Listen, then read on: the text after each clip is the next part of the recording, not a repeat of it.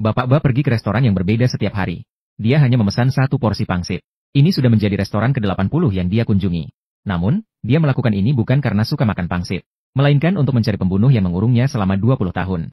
20 tahun yang lalu, dia baru saja bertengkar karena menolak untuk menghadiri pesta ulang tahun putrinya. Dan bertengkar hebat dengan istrinya.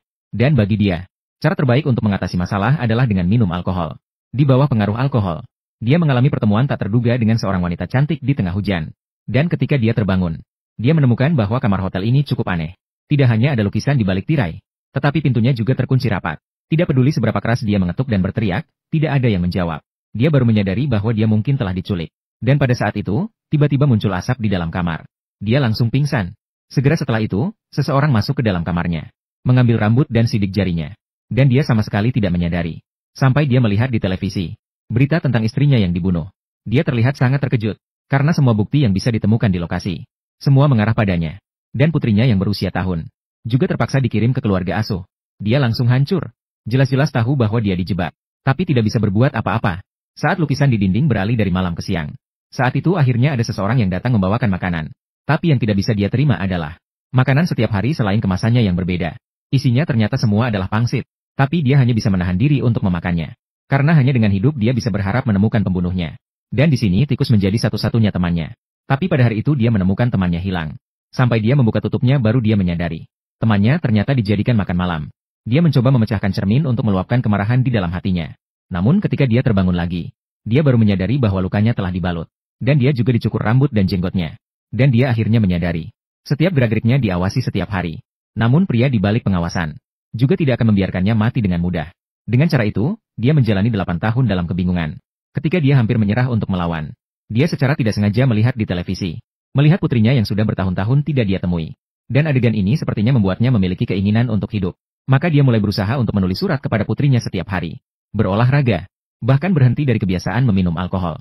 Sementara itu, dia juga secara tidak sengaja menemukan. Kamar mandi adalah satu-satunya tempat yang tidak diawasi. Dan ada satu bata yang bisa dicongkel. Namun dia tidak bisa terlalu lama tidak muncul di pengawasan. Jadi dia hanya bisa masuk untuk menggali saat mandi setiap hari. Dan penggalian ini memakan waktu 12 tahun baru akhirnya terowongan itu berhasil digali. Saat dia bersiap untuk melarikan diri dari sini, ruangan itu tiba-tiba mengeluarkan asap lagi. Dan ketika dia terbangun lagi, dia mendapati dirinya tidur di dalam kotak. Namun dia telah bekerja keras menggali terowongan selama 12 tahun. Namun dia justru dibebaskan saat dia berhasil. Dia tidak sempat berpikir dan melihat sekeliling. Dia mendapati orang yang membawa payung itu muncul lagi. Dia segera mengejarnya. Dan dia menemukan payung itu di tengah kerumunan. Dia sedang ingin meluapkan kemarahan di dalam hatinya.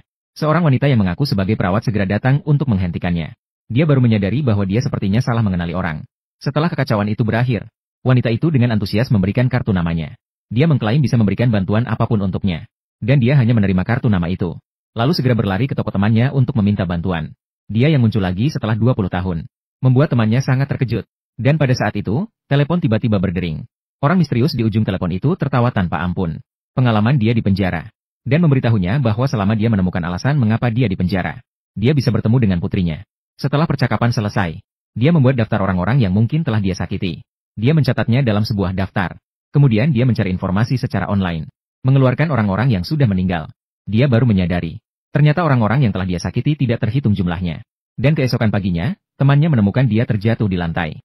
Namun dia adalah tersangka pembunuhan istrinya. Pasti tidak berani membawanya ke rumah sakit. Saat itu, temannya melihat kartu nama di tangannya. Perawat yang menerima telepon juga segera datang untuk merawatnya.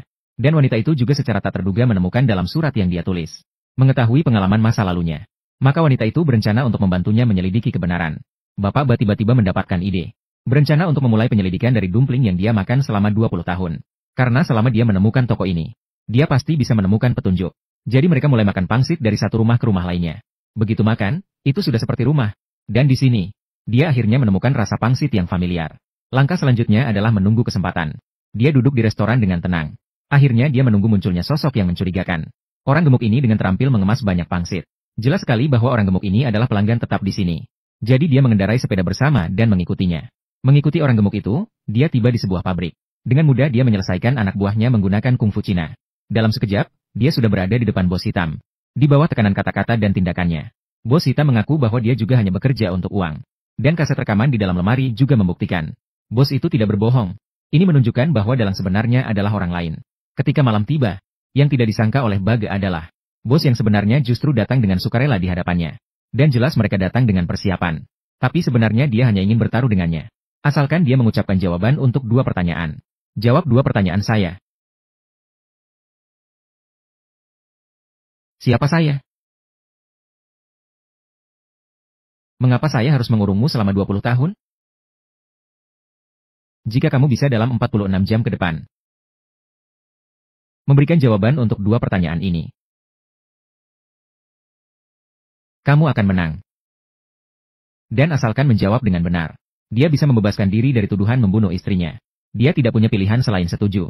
Setelah kembali, mereka ternyata dari nada dering telepon orang misterius menemukan sesuatu yang baru. Karena musik ini, sepertinya Bug pernah mendengar ini di suatu tempat. Maka wanita itu membuka aplikasi pengenalan lagu. Ternyata itu adalah lagu kebangsaan Bug saat di universitas. Dan semua petunjuk mengarah ke alma maternya, Universitas Everd.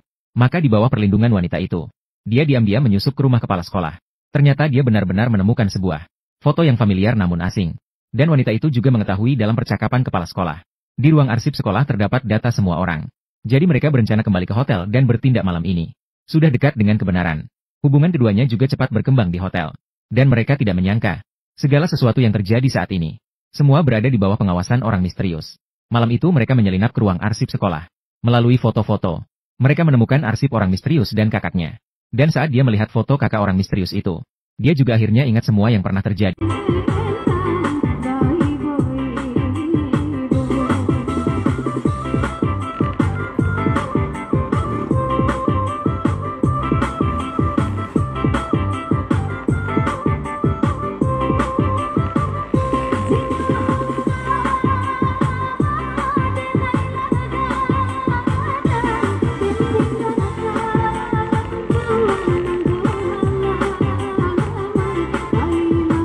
Dia juga akhirnya ingat semua yang pernah terjadi. Saat kuliah, dia menyaksikan perbuatan buruk kakak orang misterius. Tanpa disadari, pria itu ternyata adalah ayah dari kedua saudara itu. Dan saat itu, dia menyebarkan berita ini kepada semua orang. Namun tidak lama kemudian, berita tentang ayah ini membunuh seluruh keluarganya segera diterbitkan di surat kabar. Dan satu-satunya saudara laki-laki yang selamat, ini adalah orang misterius itu. Orang misterius itu membalas dendam padanya, mengurungnya hidup-hidup selama 20 tahun. Setelah mengetahui kebenaran, dia datang sendirian di depan orang misterius itu, mengatakan jawaban yang telah lama dia nantikan. Dan orang misterius itu juga menepati janji untuk membawanya ke ruang bawah tanah untuk bertemu putrinya. Tapi yang tidak dia duga adalah, orang yang bermain biola ini sebenarnya hanyalah seorang pengganti yang disewa oleh orang misterius itu. Dan gadis yang muncul dalam rekaman di depan adalah putrinya yang sebenarnya.